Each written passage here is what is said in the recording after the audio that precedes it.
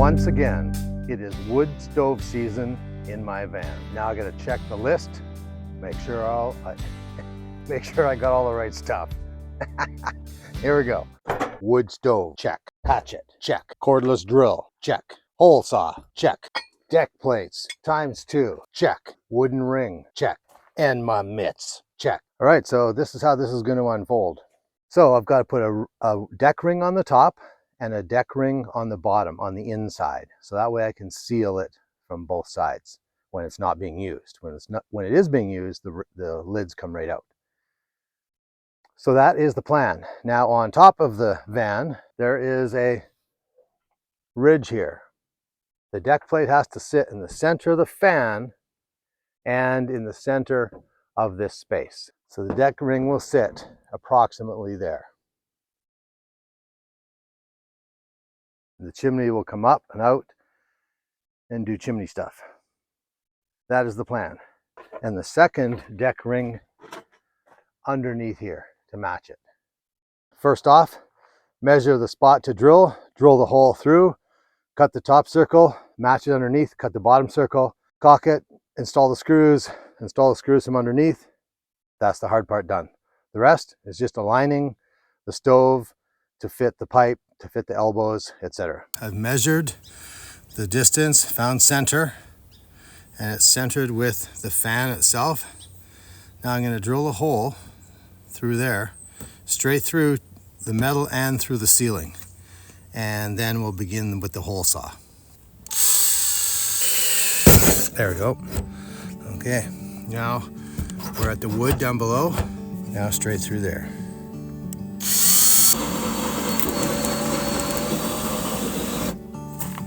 Hole is done.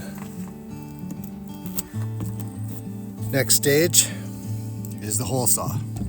So the hole's made, this one goes in, and we do it.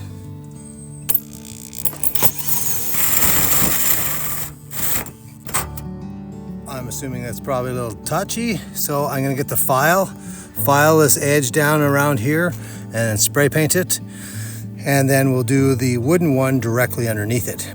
So as you can see, the deck plate will now fit in there just right. That's good. And ready for next phase after I finish filing it and painting it. Can't quite do it from above, so I'm gonna have to do it from below.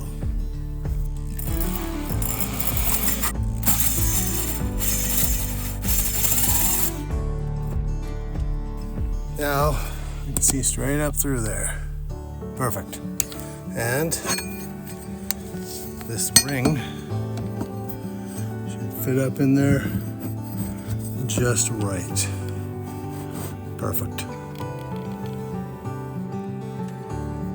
So here we go.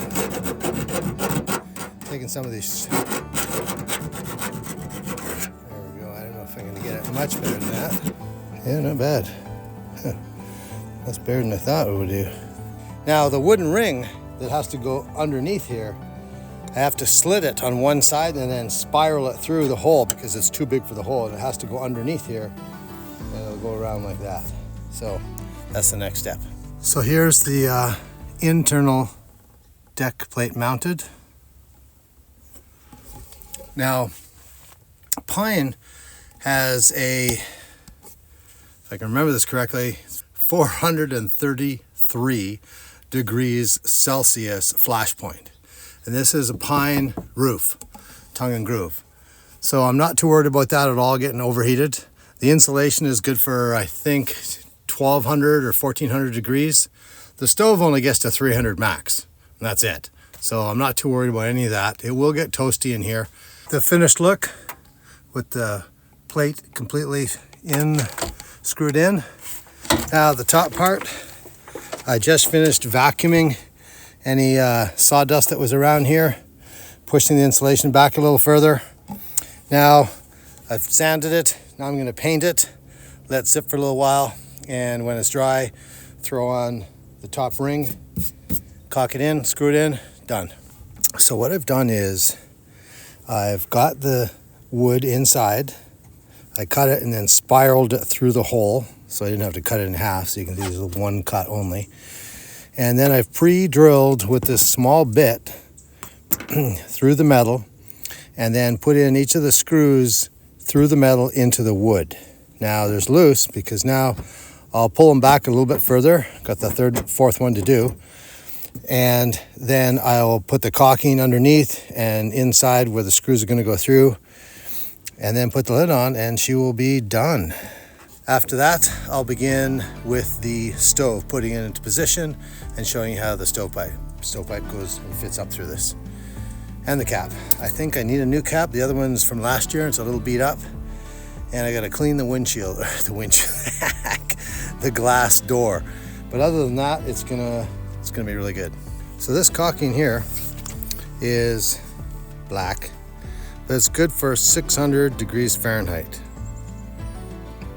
It's never gonna get this hot ever up here. The stove rarely gets to 300. It should get to about 3¼ but it's too hot in there for that to happen. So I pulled the ring off. I put the sealant all the way around the underside of it, through the holes, and then I reapplied the screws through the holes, and this is how it's turned out. So it should be very, very snug in there right now. All right, so down here you see we have a silicone mat.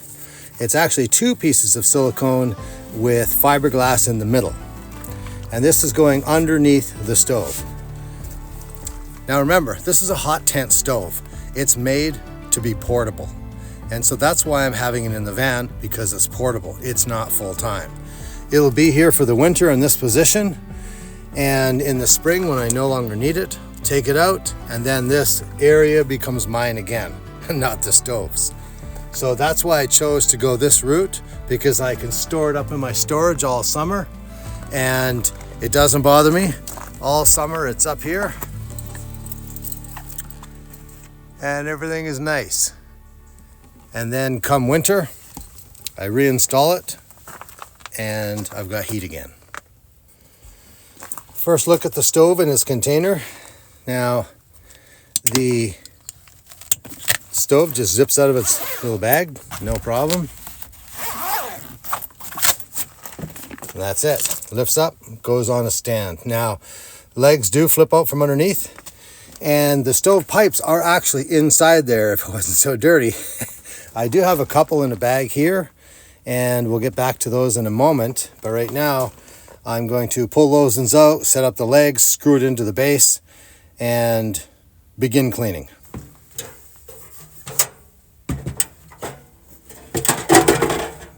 It lifts up, it flips down.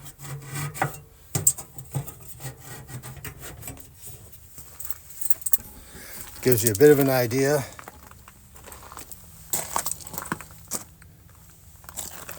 So you can see the discoloration, no heat down below, but it starts to rise up here, and then this is the hot spot up here. Same with the back. Well, actually the back there's nothing. And the same on the other side. The top is where most of it is and where the front comes out. So when I open the door,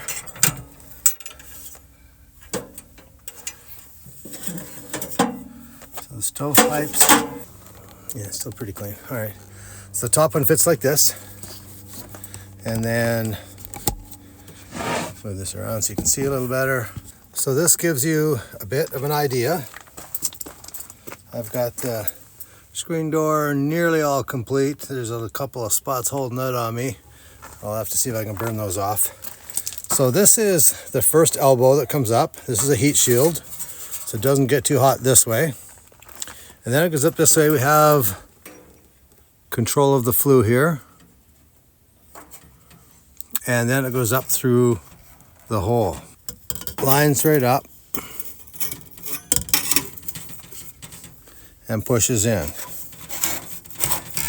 or twists, depending. Goes in easier with 2 hands. Now the second one,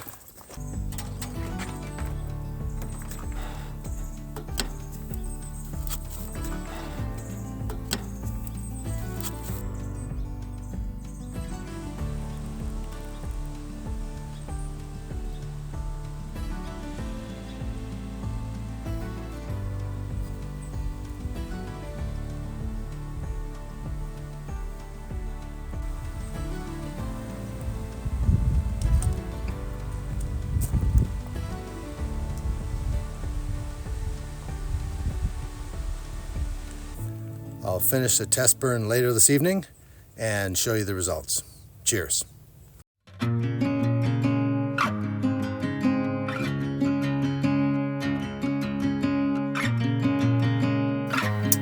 Well, hello. I have here what's called a Hornsby. Let me show you what that is. As we open it, little container or a little card, little Jasper. We have, take this top off down here, then that pops up.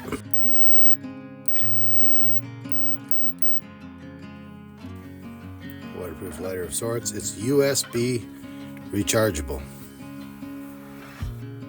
An electric lighter. Fancy that. This is what we're going to light the fire with in the stove tonight. Up here we have control of the flue. Close, open. When we open the door, we also have another way to control airflow inside the fire. And then of course the obvious one at the bottom. So there's three ways to influence airflow inside this Homali Dweller Max wood stove. This is exciting stuff. That didn't sound too exciting earlier, but I am very excited. Now what I also did was I put a piece of sheet metal on top of the chimney, I guess you'd call it. And with that, I was able to put on the thermometer because it only sticks to metal, and this is stainless steel. Stainless steel magnets do not stick to. So there we have that. Now we'll be able to hopefully get some pretty accurate stove heat, temperature, and then we have our heat shield, go straight up and to the roof. Tonight I'm going to cheat. I'm going to use a fire starter, little square guy, and put in this little fire starter. Well, let's see if the lighter will start it first before I get carried away. And if it will, then that's good. If it doesn't, well, then we're back to the drawing board.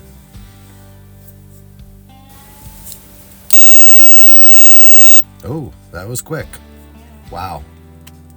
That worked really well. So I'm going to put that in the middle. The flue is open. And I've got some really small little pieces to put in here.